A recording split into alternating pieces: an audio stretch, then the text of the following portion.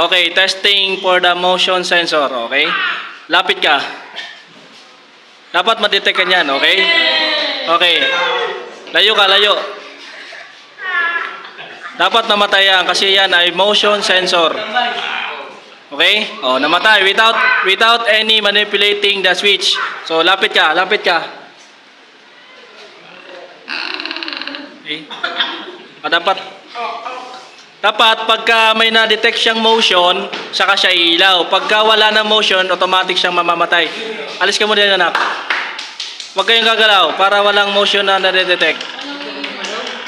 Oh, namatay siya ko. Automatic siya mamamatay. Pwede yan sa mga lola at lolo nyo na makakalimutan, di ba? Makakalimutin, halimbawa, nag-CR tapos nakalimutan magpatay ng ilaw. Yan. Automatic na siya kasi mayroon siyang motion sensor.